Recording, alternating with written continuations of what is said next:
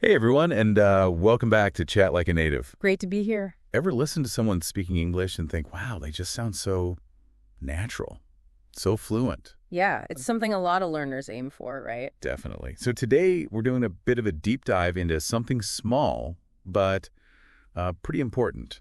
Those little filler words, you know the ones? Oh, yeah. The likes, they creep in. Exactly.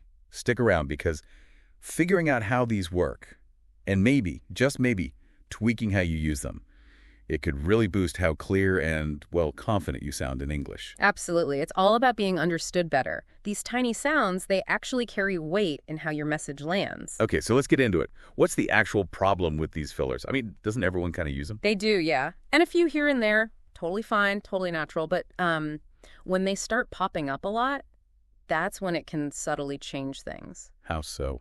Well, think about it. If you hear someone saying constantly, doesn't it sometimes make them sound a bit unsure? Yeah, I guess so, even if they probably know their stuff. Right.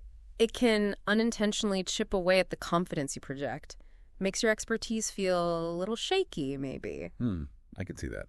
It's almost like the filler words become little speed bumps in the conversation. That's a good way to put it. Speed bumps, they interrupt the flow. Right. Makes it harder to follow along smoothly. Exactly. Your listener's brain is kind of working overtime, filtering out those E's and likes to get to the main point. It clutters the message. And I suppose in like a job interview or a presentation. Oh, definitely.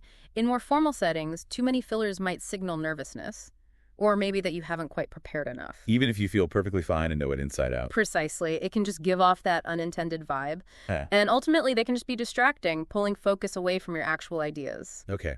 So, point taken. Hmm? Maybe using fewer is better.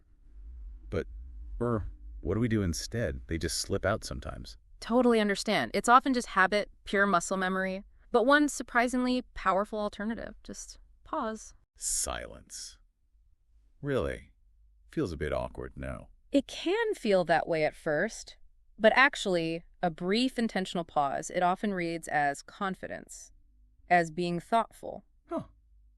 Gives you a second to think without filling the air. Exactly. Another way is to use a clear phrase to signal you need a moment.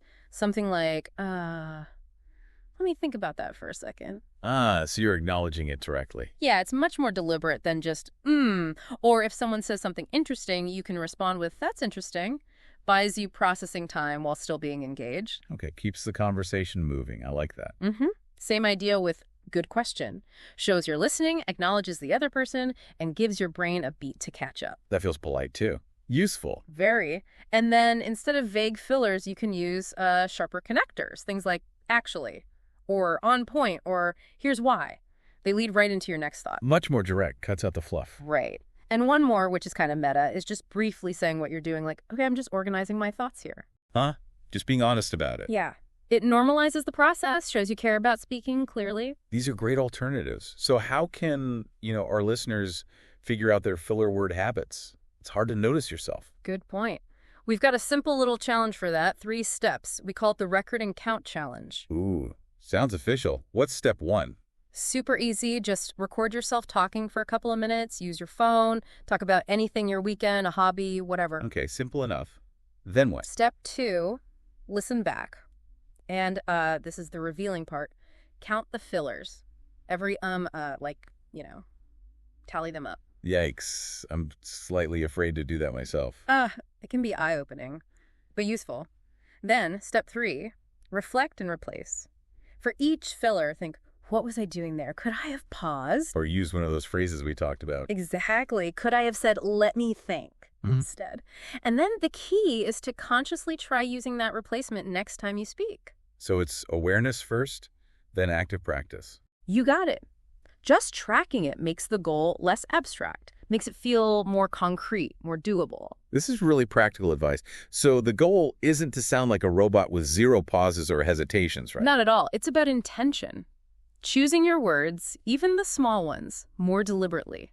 Speaking with more clarity. Makes sense. Enhancing communication, not sterilizing it. Precisely. So we really encourage you, give that Record and Count Challenge a shot. It's a great first step. Definitely. Pay attention, notice your habits, and try out these more, effective ways to navigate those little pauses. Mm-hmm. Really think about it.